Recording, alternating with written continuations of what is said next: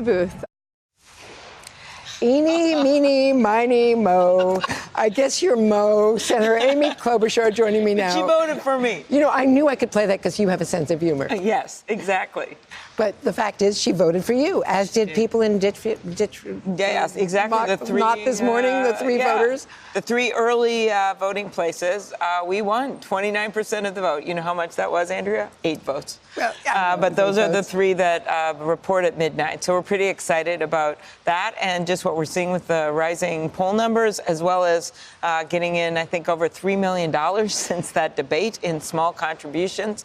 It's a pretty exciting time for our campaign. All the hard work I've put in, all the newspaper endorsements I've gotten, every major paper in New Hampshire, as well as the New York Times, the elected officials, it is all coming together for one big night tonight. Now, Bernie Sanders, it was interesting. He also mentioned, you heard briefly in that Q&A with reporters, that he was tied down in Washington, as you were, for the impeachment. Is he trying to lower expectations, given the fact he won so strongly here 4 years ago? I don't know. I think he's just being honest about the fact that we were doing our constitutional duty, but we are well aware that as the three of us were doing that, there's a lot going on the ground in Iowa. There were people going, county to county, and it's just how it is. And it feels like, for me, that it's a fresh start here. I got to go to every Dunkin' Donut I could find and eat poutine and go to every diner. All the local favorites. I love retail campaigning. I love being with people, and you actually learn about what's going on the ground when you're there. And I'm very, very pleased with our team here and how we're doing. You stress that you love the small town meet and greets, meeting people in diners and along the roadside. What about Mike Bloomberg? He is now shooting up in the polls. He has spent, we understand, nearly $300 million so far on ads.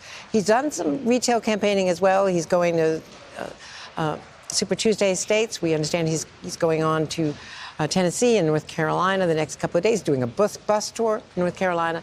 But retail is not his thing. What about the fact that he has spent some $38 a second in the first 6 weeks of his campaign? Yeah, it's an extraordinary amount of money. But I believe that people do not look at Donald Trump and say, can we get someone richer? I think they want someone different and someone who's going to be able, as I said at the debate, put themselves in their shoes. And that's what I've got in spades.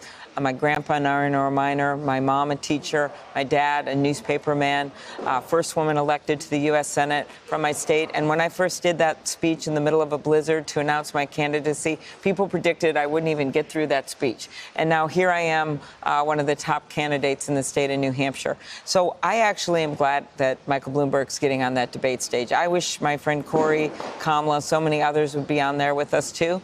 But I can't ever beat him on the airwaves. I'll get enough money to beat Donald Trump when I am the candidate if the Democratic Party does honor me with that endorsement. But I'm not going to beat him right now on the airwaves. I got to beat him on the debate stage. I've got to be able to make my case to the people of this country. And that's what we're about to embark on.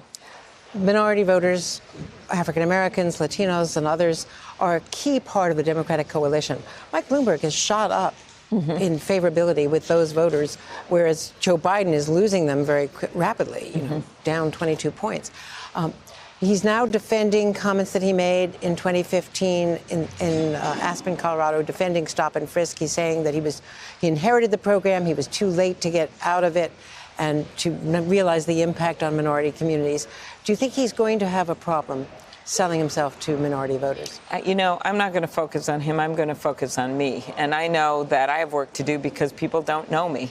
And while at home in every election, I've had very strong support with the African-American community. I've had leaders from my own state, mayors, going to campaign for me for my presidential bid here in Iowa and in California. But I need to make the case of my work on economic opportunity, the leadership I've shown on voting rights time and time again. And in Nevada, I'm one of the few people that's running for president that's actually worked on those immigration bills. Where do you have to place here tonight? I don't have a number on that. Maybe you can place it, but I just know we have to exceed expectations, which I have done every step of the way, and we're really excited about the energy out there. The crowds were huge, overflow of overflow rooms, and Well, let's see. New Hampshire surprises people. Win or lose, you're here tonight. Win or lose, I'm here tonight. You're We're not gonna be going in on to South Concord. Carolina. We're excited. We got a great team planning a big party. So Thanks so much. Thank you. Senator Amy Thanks, Klobuchar. Andrea. Good luck out there. And coming up. Hey there, I'm Chris Hayes from MSNBC. Thanks for watching MSNBC on YouTube. If you want to keep up to date with the videos we're putting out, you can click subscribe just below me or click over on this list to see lots of other great videos.